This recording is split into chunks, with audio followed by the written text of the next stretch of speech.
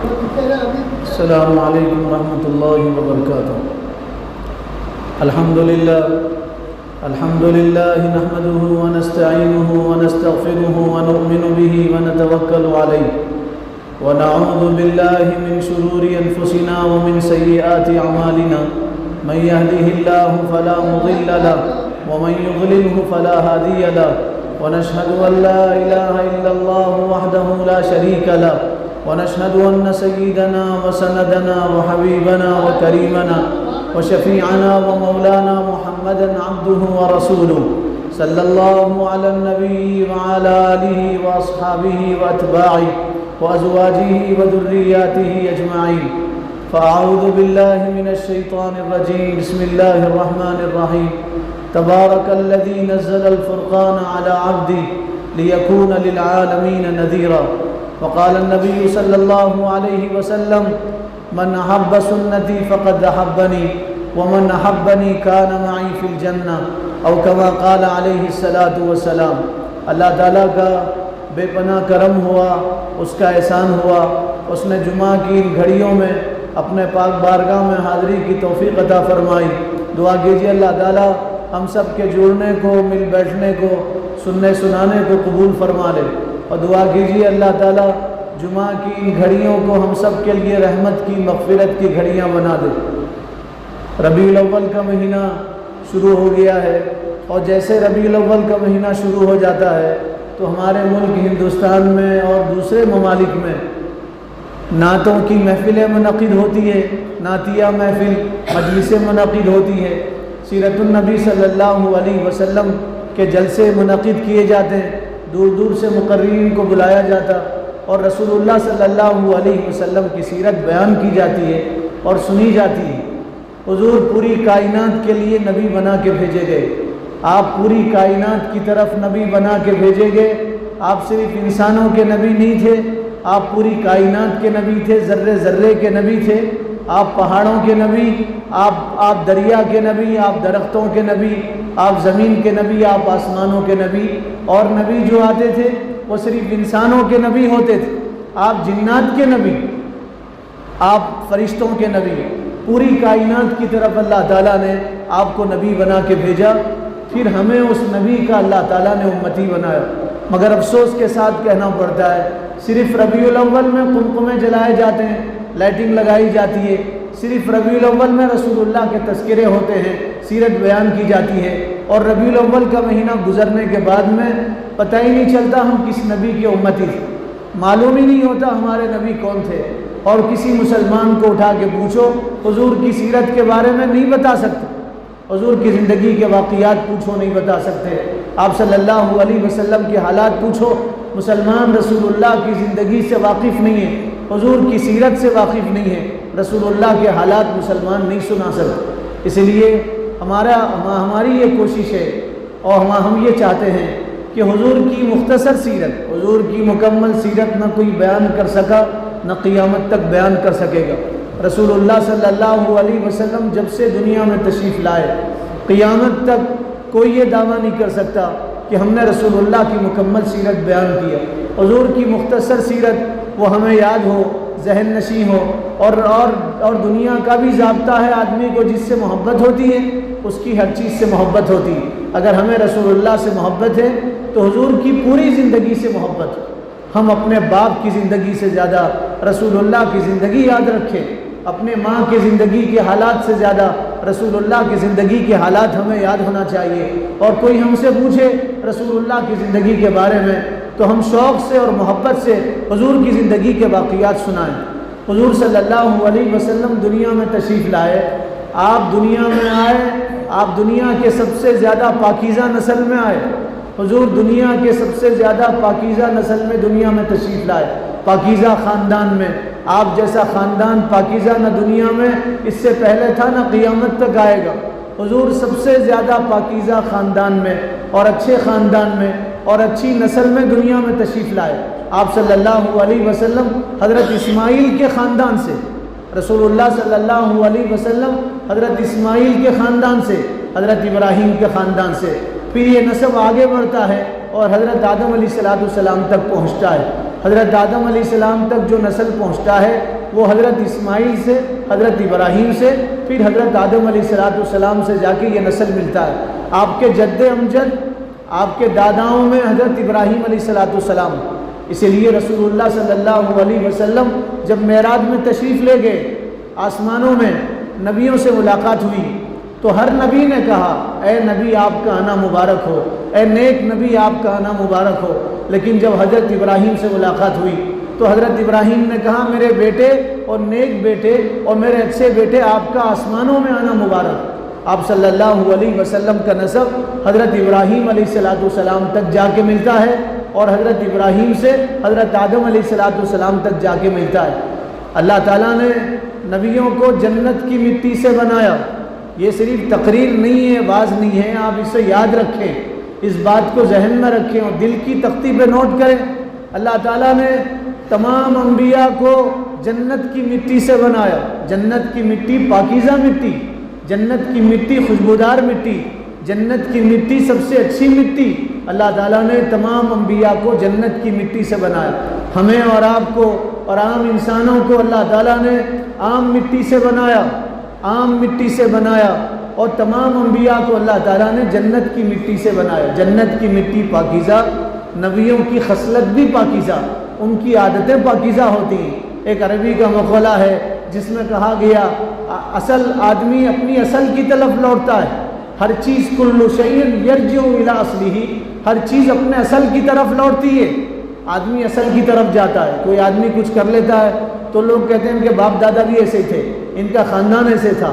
آدمی اور ہر چیز اپنے اصل کی طرف لوٹتی ہے۔ انسان مٹی سے بنایا گیا، مر کے مٹی ہو جائے گا، اپنی اصل کی طرف لوٹے گا، اصل چیز اصل کی طرف لوٹتی ہے۔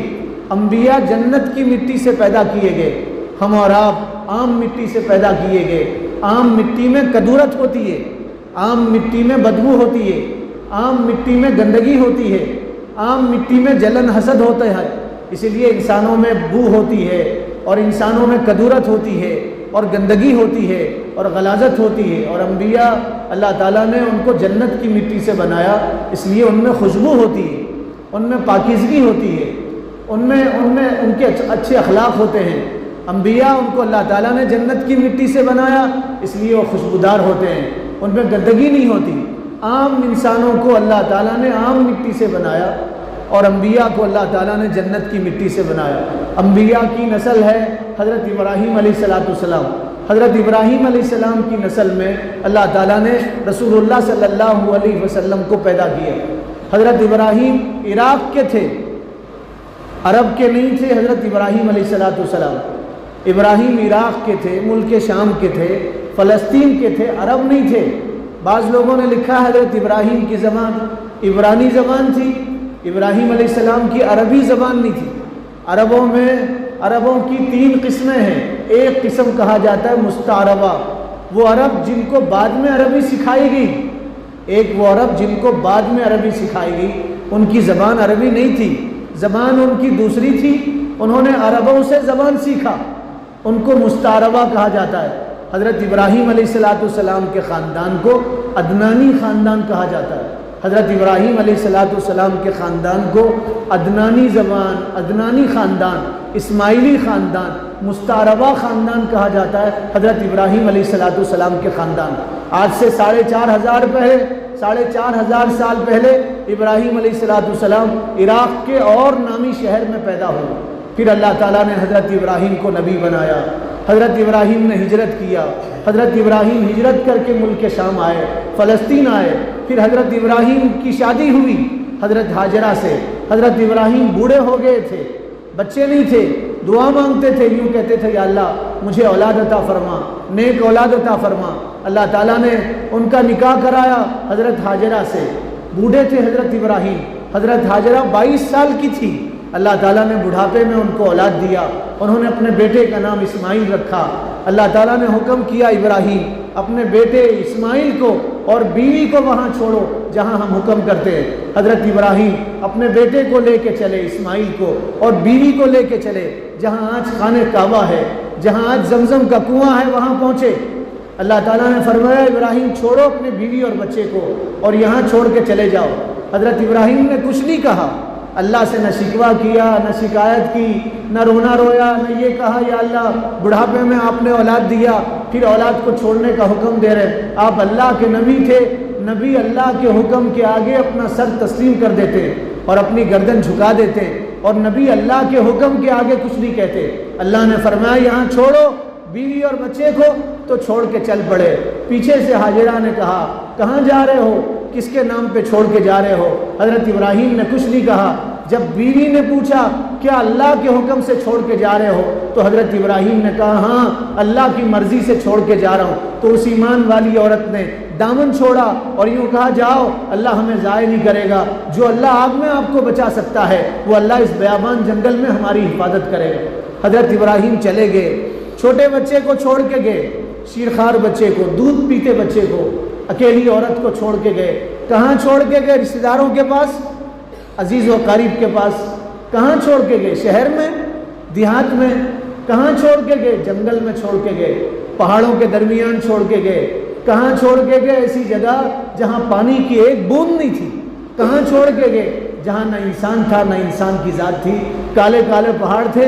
اللہ کے حکم کے آگے اپنا سب کچھ قربان کر دیا اور چھوڑ کے چلے گئے، اور یہ بھی نہیں سوچا کہ بیوی کیسے رہے گی اور بچہ کیسا رہے گا۔ چھوڑ کے گئے، جانے کے بعد نیچے اترے اور اتر کے دعا مانگنے لگے اور یوں کہنے لگے یا اللہ میں تیرے نام پہ چھوڑ کے جا رہا ہوں، لیکن اللہ تو ان کی حفاظت فرمانا، اور اے اللہ مکہ کے رہنے والوں کو رزق دینا، ان کو پھل دینا، اور مکہ کے رہنے والوں کو امن دینا اور سکون دینا۔ حضرت ابراہیم کی دعا رنگ لائی۔ آج پوری دنیا میں وہ پھل نہیں ہے جو پھل مکہ میں موجود ہے۔ ابھی ہم عمرے میں گئے تھے، آپ کو یقین نہیں آئے گا، آم کھا کے آئے، فریش آم، تازہ آم۔ پوری دنیا میں جب پہلا پھل آتا ہے تو لوگ خود نہیں کھاتے، مکہ مکرمہ میں بھیجتے، مکہ میں، عرب میں بھیجتے، مدینہ منورہ میں بھیجتے۔ حضرت ابراہیم علیہ السلام کی دعا کا اثر، پوری دنیا میں کہیں بھی وہ امن نہیں ہے جو مکہ مکرمہ میں امن ہے، سکون ہے، اطمینان ہے، جھگڑا نہیں ہے، فساد نہیں ہے، مار دھاڑ نہیں ہے، کوئی کسی کے قتل کے در پہ نہیں رہتا۔ وہاں جو چیز ہے وہ سب امن میں ہے، انسان تو انسان، جاندار بھی امن میں ہے، جاندار تو جاندار، بے جان چیزیں بھی مکہ مکرمہ کی امن میں ہے۔ آپ وہاں کا پتہ نہیں توڑ سکتے، آپ وہاں کی بے جان چیز کو بھی نقصان نہیں پہنچا سکتے۔ مکہ وہ زمین، اللہ کی وہ زمین جس کو اللہ تعالیٰ نے سب سے پہلے بنایا۔ کائنات بنانے کا اللہ نے ارادہ کیا، دنیا بنانے کا اللہ تعالیٰ نے ارادہ کیا، تو سب سے پہلے اللہ تعالیٰ نے مکہ مکرمہ کی زمین کو بنایا۔ پہلے زمین، سب سے پہلی زمین وہ مکہ مکرمہ کی بنی۔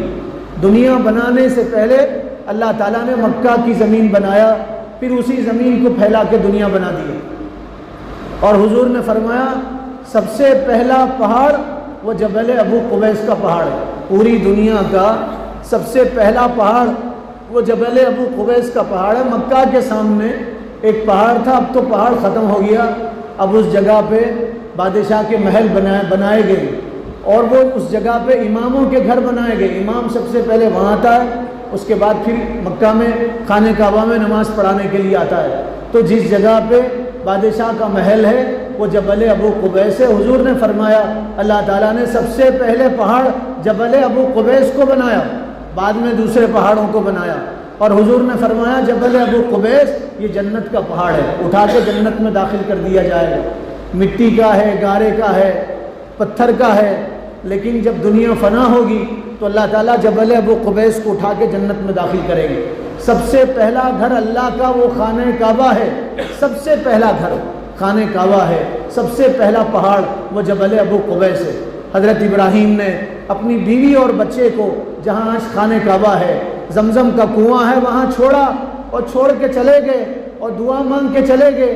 حضرت ہاجرہ چھوٹے بچے کو لے کے رہنے لگی۔ دن گزرا، رات ہوئی، علماء نے لکھا ہے اکیلی عورت تھی، 22 سال کی عورت، دودھ پیتا بچہ، کیا گزر رہی ہوگی ان پہ۔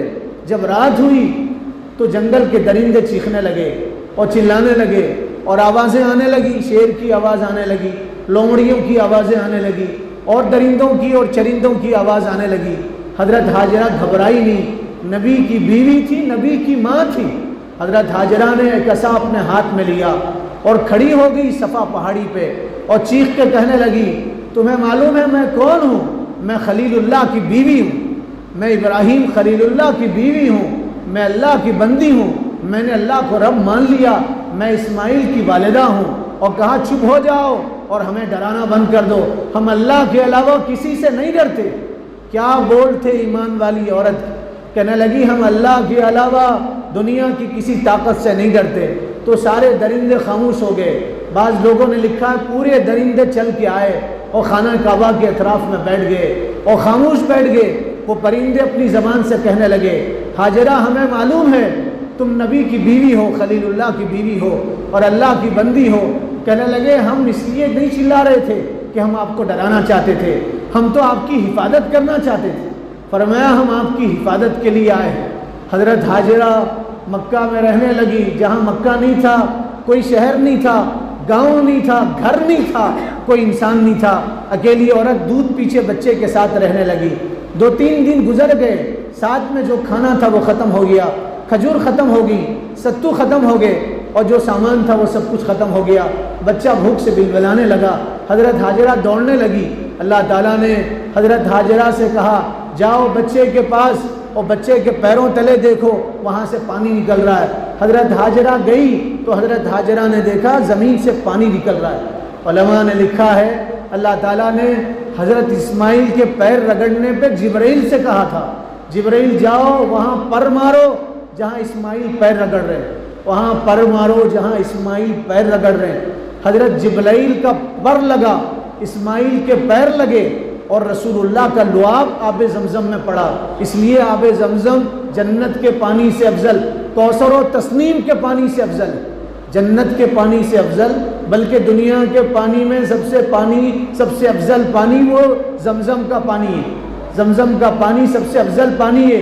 حضور آسمانوں میں جا رہے تھے معراج میں، حضرت جبرائیل آسمان سے آئے، سب چیزیں آسمان سے لے کے آئے، جنت سے لے کے آئے، پانی جنت سے نہیں لے آئے۔ حضرت حضور کو زمین پہ لٹایا اور آب زمزم میں آپ کا سینہ دھویا گیا۔ ساری چیزیں زمزم، ساری چیزیں جنت سے لائی گئی، آسمانوں سے لائی گئی، زمزم نہیں لایا گیا۔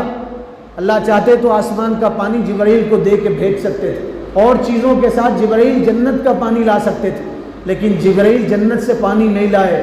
جبرائیل نے زمزم میں حضور کے سینے کو دھویا اور قیامت تک لوگوں کو بتایا زمزم سب سے قیمتی پانی۔ جو لوگ اللہ کے گھر جا کے سامان لے کے آتے وہ بڑے بدقسمت لوگ، جو لوگ اللہ کے گھر جا کے زمزم لے کے آتے وہ خوش قسمت لوگ۔ اس لیے حضور نے فرمایا مومن زمزم پیٹ بھر کے پیتا ہے، منافق زمزم پیٹ بھر کے نہیں پیتا۔ مومن زمزم آنتیں بھر کے پیتا ہے، خوب سیراب ہو کے پیتا ہے، اور منافق زمزم سیراب ہو کے نہیں پیتا۔ زمزم دنیا کا مقدس ترین پانی، اس لیے کہ اس پہ حضرت جبرائیل کے پر لگے۔ جبرائیل تمام فرشتوں کے سردار، روح الامین ہیں، ان کے پر لگے، نورانی مخلوق ہے، نورانی مخلوق کے سردار ہیں جبرائیل، ان کے پر لگے زمزم کے پانی پہ۔ حضرت اسماعیل کے پیر لگے زمزم کے پانی پہ، اور رسول اللہ جب آئے تھے حج کرنے کے لیے آپ نے زمزم کا پانی لیا اور آپ نے زمزم میں اپنا لعاب ملایا اور فرمایا قیامت تک میری امت زمزم پیے گی تو میرا لعاب بھی پیے گی اور میرا تھوک بھی پیے گی اور میری برکت ان کو حاصل ہوگی۔ تو حضور نے اپنا لعاب زمزم میں ملایا، میرے لیے ملایا، آپ کے لیے ملایا، قیامت تک کے مسلمانوں کے لیے زمزم میں اپنا لعاب ملایا۔ 3 برکتیں زمزم میں ملی ہوئی ہیں، جبرائیل کے پر ملے ہوئے ہیں، حضرت اسماعیل کے پیر ملے ہوئے ہیں، اور رسول اللہ کا لعاب زمزم میں ملا ہوا ہے۔ اس لیے زمزم تمام پانی سے ہٹ کے پانی ہے۔ دنیا کا پانی پیو آپ کی بھوک نہیں مٹتی، زمزم کا پانی پینے سے آپ کی بھوک مٹ جاتی۔ حضرت ہاجرہ زمزم پی کے رہنے لگی، زمزم پی کے حضرت ہاجرہ رہنے لگی۔ یمن ایک ملک تھا اس زمانے میں، یمن میں بہت سارے قبیلے آباد تھے، یمن میں بہت سارے قبیلے آباد تھے۔ یمن والوں نے ایک ڈیم بنایا تھا جہاں پانی انہوں نے اسٹاک کیا تھا، پانی جمع کیا تھا، پانی اسٹاک کیا تھا، بہت بڑا ڈیم بنایا تھا۔ جیسے آج بھی ڈیم بنائے جاتے، پانی کو جمع کیا جاتا ہے، اس لیے جمع کیا جاتا ہے کہ مشکل وقت میں یہ پانی سے ہم سیراب ہوں گے اور اس پانی کو پئیں گے اور اپنی کھیتیوں کو سیراب کریں گے۔ جیسے پہلی قوموں میں بھی ڈیم بنانے کا رواج تھا، قوم عاد، قوم سمود، انہوں نے بھی ڈیم بنایا تھا، بہت بڑے بڑے سد بنا دیے تھے، ڈیم بنایا تھا، پانی کو اسٹاک کیا تھا۔ اس طرح یمن والوں نے سد یمن بنایا تھا، ڈیم بنایا تھا، بہت بڑا ڈیم بنایا تھا، اس میں پانی کو اسٹاک کیا تھا، باڑھ آئی اور آسمان سے پانی برسنے لگا اور وہ ڈیم بہہ گیا اور ڈیم ٹوٹ گیا اور اس کی دیواریں ٹوٹ گئی اور پورا پانی یمن میں بہہ گیا، بہت سارے لوگ مر گئے، جو بچے یمن کے لوگ وہ خاندان ہجرت کر کے دوسرے ملکوں میں جانے لگے۔ یمن میں خاندان تھا، قبیلہ تھا، اس کا نام تھا قبیلہ جرہم، قبیلہ جرہم میں قبیلہ تھا، وہ قبیلہ ہجرت کر کے مکہ کی طرف چلنے لگا، مکہ کی وادیوں کی طرف، پانی کی تلاش میں تھا۔ پانی اس زمانے میں سب سے قیمتی چیز تھی عرب والوں کے لیے، پانی نہیں ہوتا تھا عرب کی زمین میں، آج بھی مکہ میں پانی نہیں ہے، مکہ کی زمین میں پانی نہیں ہے، بہت سارے لوگوں نے قسمت آزمایا، بڑی بڑی مشینوں سے کھودا گیا، مکہ کی زمین میں تہ تک صرف دھواں نکلا اور دھول نکلی اور پانی نہیں نکلا، اور حضرت اسماعیل کے رگڑنے سے، پیر رگڑنے سے اور جبرائیل کے پر مارنے سے ایسی جگہ پہ جہاں آج تک پانی نہیں نکلا، ایسا پانی نکل رہا 4500 سال سے، وہ کنواں بہہ رہا اور قیامت تک بہے گا انشاءاللہ۔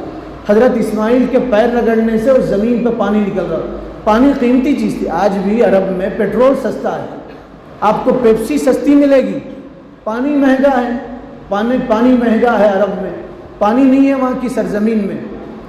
تو جرہم قبیلہ پانی کی تلاش میں نکلا اور مکہ مکرمہ کے پاس سے جانے لگا، اس نے دیکھا مکہ کے پاس پرندے اڑ رہے ہیں اور پرندے مکہ کے اطراف منڈلا رہے ہیں، تو قبیلے کا جو سردار تھا اس نے کہا جہاں پانی ہوتا ہے وہاں پرندے منڈلاتے ہیں، یہ زمین جہاں پانی نہیں ہے یہاں پرندے نہیں رہتے، اور دیکھو تو صحیح وہاں پرندے آسمانوں میں اڑ رہے ہیں، ہو سکتا ہے وہاں پانی ہوگا، تم جا کے تلاش کرو اور جا کے دیکھو وہاں کیا ہے۔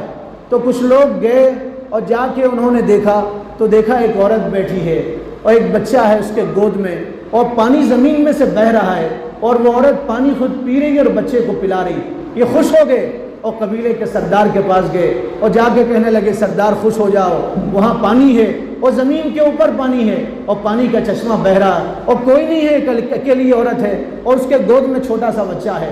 پورا قبیلہ آیا، قبیلے والوں نے حضرت حاجرہ سے بات کیا، ان قبیلے والوں میں شرافت تھی، قبیلے والوں میں عزت تھی، احترام تھا، اکیلی عورت دیکھ کے انہوں نے عورت کی عزت نہیں لوٹا، عورت سے دست درازی نہیں کیا، فائدہ نہیں اٹھایا، انہوں نے کہا اماں جان ہم یہاں آباد ہونا چاہتے ہیں، ہم پانی کی تلاش میں آئے ہیں، ہمیں پانی ملا ہے، ہم یہاں آباد ہونا چاہتے ہیں۔ تو حضرت حاجرہ نے کہا تم آباد تو یہاں ہوں گے لیکن اس کنویں پہ تمہارا کوئی حق نہیں ہوگا، کنویں پہ میرا حق ہوگا، جب بھی تمہیں پانی چاہیے ہوگا تو تم مجھ سے پانی مانگو گے، میری اجازت ملنے پہ اس کا پانی پیو گے اور پانی استعمال کرو گے، اور میری اجازت نہیں ہوگی تو تم اس کنویں کا پانی استعمال نہیں کر سکتے۔ قبیلے والوں نے شرط قبول کر لیا۔ پھر حضرت حاجرہ نے کہا دیکھو ہماری زبان دوسری زبان ہے، میرے بچے کی زبان دوسری زبان ہے، ہم یہاں کے نہیں ہیں، ہم اصل عرب نہیں ہیں، ہم باہر کے آئے ہوئے ہیں، تم جب ہمارا بچہ بڑا ہوگا تو مجھے اور میرے بچے کو عربی زبان سکھا دینا۔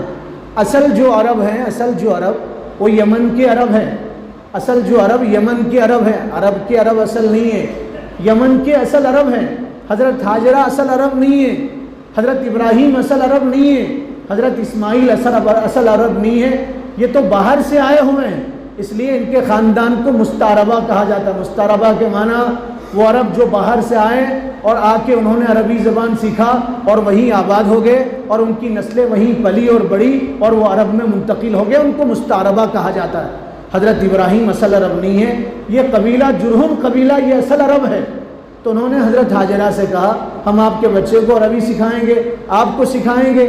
پھر حضرت حاجرہ نے کہا سنو ہم تو تمہارے نسل کے نہیں ہیں، خاندان کے نہیں ہیں، قبیلے کے نہیں ہیں، عرب میں خاندانوں میں بچیاں دی جاتی تھی، غیر خاندان میں بچی نہیں دی جاتی تھی۔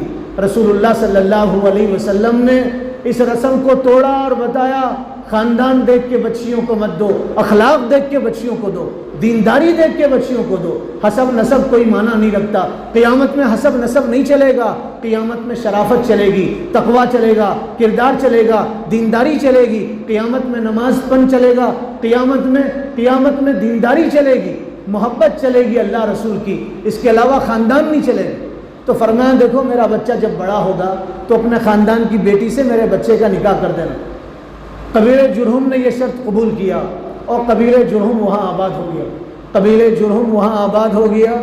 پھر لمبا قصہ ہے. پھر اللہ تعالیٰ نے حضرت ابراہیم سے کہا جاؤ جا کے اپنے بیٹے کے ساتھ خانہ کعبہ کی تعمیر کرو, جاؤ اپنے بیٹے کے ساتھ خانہ کعبہ بناؤ. حضرت اسماعیل کی عمر 16 سال کی تھی, 16 سال کی تھی حضرت اسماعیل کی عمر. حضرت ابراہیم تو بوڑھے ہو گئے تھے, 100 سال سے زیادہ عمر تھی حضرت ابراہیم کی. اللہ نے فرمایا جاؤ اپنے بیٹے کے ساتھ جاؤ اور ہمارا گھر بناؤ, اپنے بیٹے کے ساتھ مل کے ہمارا گھر بناؤ. حضرت ابراہیم آئے, دیکھا خانہ کعبہ کے کوئی نشانات نہیں ہیں, نقشہ نہیں ہے. اللہ کا گھر کیسے بنائیں گے؟ بغیر نقشے کے گھر نہیں بنتا, عمارت نہیں بنتی. اب یہ نقشہ نہیں ہے, اللہ کا گھر کیسے بنائیں گے؟ تو حضرت ابراہیم نے اللہ سے کہا پروردگار ہم تیرا گھر کس نقشے پہ بنائیں, کہاں بنائیں؟ تو اللہ تعالیٰ نے فرمایا ابراہیم ایک بادل آئے گا, بادل کا ٹکڑا, اور بادل کا ٹکڑا سایہ کرے گا, اور جہاں جہاں اس بادل کے ٹکڑے کے سائے ہوں گے وہاں وہاں کھدائی کرو اور وہاں وہاں عمارت بناؤ, اور جس پہ سایہ نہیں ہوگا اس پہ عمارت مت بناؤ.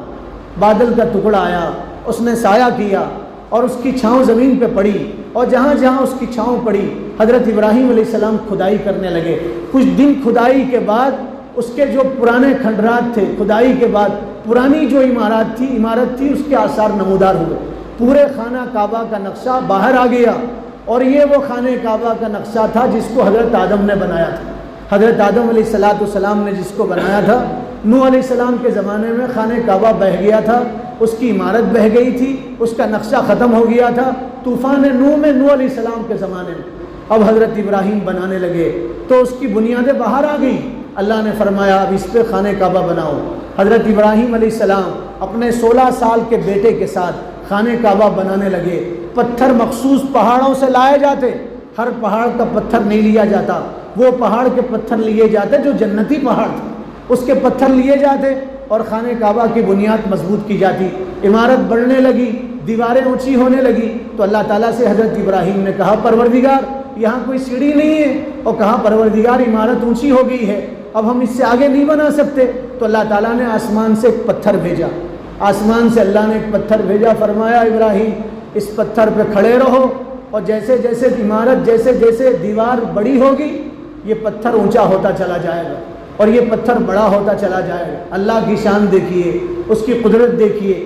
لفٹ تو لوگوں نے 4500 سال کے بعد بنایا, آج بنایا, اب بنایا, اور اللہ تعالیٰ نے پتھر کو لفٹ بنا دیا تھا. نہ کرنٹ تھا اس میں, نہ بجلی تھی اس میں, نہ کوئی بٹن دبانا تھا اس میں, نہ کوئی تکلیف تھی اس میں. پتھر بڑا ہوتا تھا جیسے جیسے عمارت بڑی ہوتی. پھر ابراہیم علیہ السلام کو اترنا ہوتا تھا تو وہ پتھر نیچے آ جاتا تھا. مقام ابراہیم ایک سنہری جالیوں میں پتھر رکھا گیا, جو لوگ گئے وہ جانتے.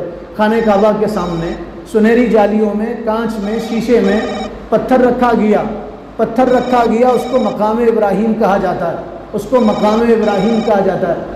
آپ اس میں جھانک کے دیکھیں گے تو اس میں 2 پیروں کے نشان ہیں, 2 پیروں کے نشان, وہ حضرت ابراہیم علیہ السلام کے نشان.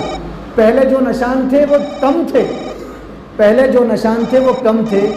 بعد کے لوگوں نے اس کو چاٹنا شروع کیا, اسے چومنا شروع کیا, اسے کھرچنا شروع کیا, کھرچ کے اور چاٹ کے وہ گہرے نشان پڑ گئے. آپ سوچتے ہوں گے ابراہیم علیہ السلام کے اتنے گہرے نشان کیسے پڑے؟ علماء نے, مورخین نے لکھا ہے پہلے ہلکے نشان تھے, جیسے آپ پانی میں چل کے آ جاؤ اور زمین پہ پیر رکھو یا دھول والی جگہ پہ پیر رکھو نشان پڑ جاتے ہیں. آپ پتھر پہ پیر رکھو نشان پڑ جاتے ہیں. تو ویسے نشان تھے صرف. بعد میں لوگ اس کو کھرچنے لگے, اس کو چومنے لگے, اسے چاٹنے لگے, وہ نشان گہرے ہو گئے. اللہ تعالیٰ نے وہ پتھر آسمانوں سے بھیجا. حضرت ابراہیم علیہ السلام نے اور اسماعیل علیہ السلام نے خانہ کعبہ کی تعمیر کیا اور خانہ کعبہ بنایا گیا. اور جس پتھر پہ ٹھہر کے بنایا گیا تھا وہ پتھر پہلے خانہ کعبہ میں لگایا گیا تھا, پہلے وہ پتھر خانہ کعبہ میں لگایا گیا تھا. پھر ایک مرتبہ طوفان آیا, پتھر گرے, اور یہ پتھر سڑک کے جہاں آج مقام ابراہیم ہے اس جگہ پہ آ کے گر گیا, اور اس پتھر کو بعد میں اسی جگہ پہ نصب کیا گیا. پہلے یہ پتھر خانہ کعبہ کے اندر تھا. تو قصہ مختصر یہ ہے, خانہ کعبہ تعمیر ہوا. پھر اللہ تعالیٰ نے حضرت ابراہیم سے کہا ابراہیم آواز دو, لوگوں کو آواز دو, وہ میرے گھر آئیں اور میرے گھر کا طواف کریں اور میرے گھر میں عبادت کریں. حضرت ابراہیم علیہ السلام نے آواز دیا. کہاں ٹھہر کے آواز دیا؟ بعض کتابوں میں لکھا ہے اسی پتھر پہ جو جنت سے آیا تھا اسی پہ ٹھہر کے آواز دیا. بعض کتابوں میں لکھا ہے جبل ابو قبیس پہ ٹھہر کے آواز دیا. بعض کتابوں میں لکھا عرفات کے میدان میں ٹھہر کے آپ نے لوگوں کو آواز دیا۔ حضرت ابراہیم نے کہا یا اللہ میری آواز کہاں تک پہنچے گی؟ تو اللہ نے فرمایا آواز دینا تمہارا کام ہے، آواز پہنچانا ہمارا کام ہے۔ تم آواز دو، ہم تمہاری آواز زندوں تک بھی پہنچائیں گے، تمہاری آواز مردوں تک بھی پہنچائیں گے، تمہاری آواز عالم ارواح میں رہنے والے انسانوں تک بھی پہنچائیں گے۔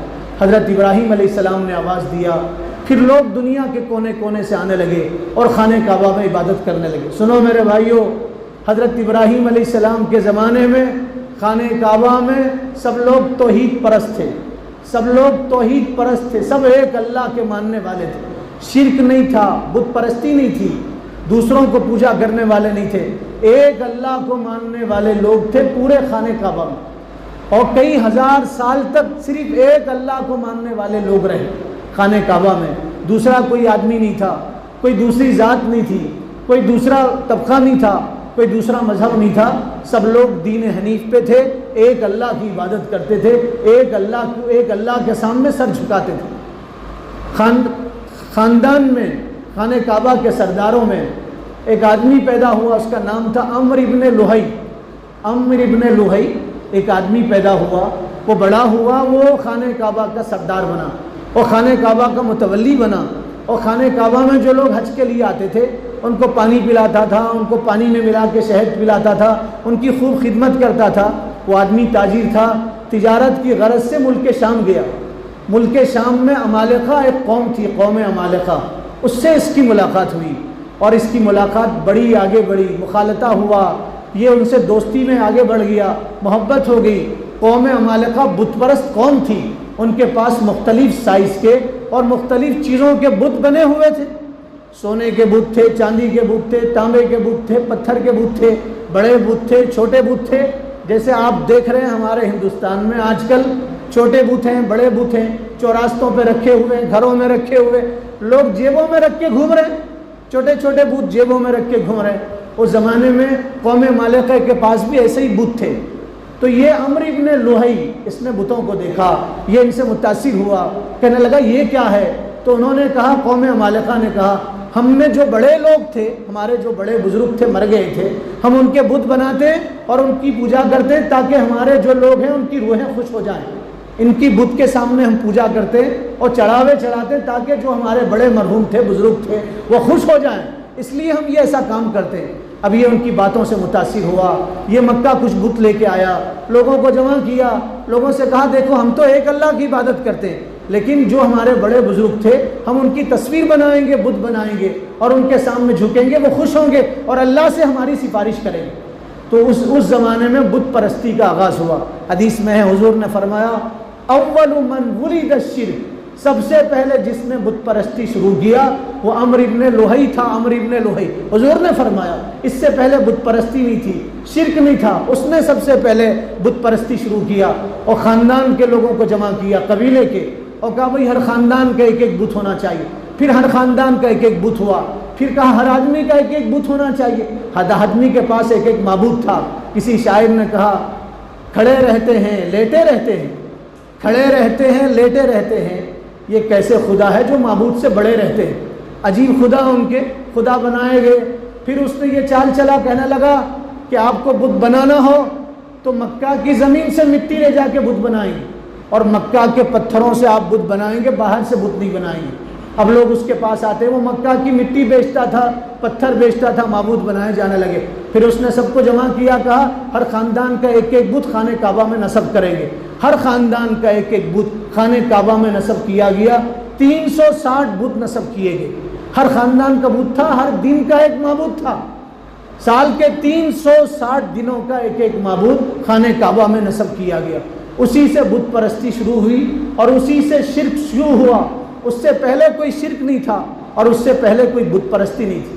اب آئیے اس کے بعد کیا ہوا، انشاءاللہ مختصر سیرت، کئی جمعہ تک انشاءاللہ حضور کی مختصر سیرت آپ کے سامنے بیان کی جائے گی۔ اس کے بعد کیا ہوا، پھر رسول اللہ کی ولادت کیسے ہوئی، پھر حضور کے بچپن کا زمانہ کیسے تھا، پھر آپ کے 53 سال کیسے گزرے، پھر 63 سال کیسے گزرے، پھر مکہ کی زندگی کیسے تھی، پھر مکہ کی مدینے کی زندگی کیسے تھی، رسول اللہ کی سیرت آپ کے سامنے بیان کی جائے گی۔ اگلی جمعہ میں اس کے بعد کی بات بتائی جائے گی۔ آپ سے گزارش ہے اگلی جمعہ میں آئیں، انشاءاللہ کئی جمعہ تک سلسلہ چلتا رہے گا. جو حضرات سنتوں سے فارغ نہیں ہوئے ان سے گزارش ہے وہ سنتوں سے فارغ ہو جائیں.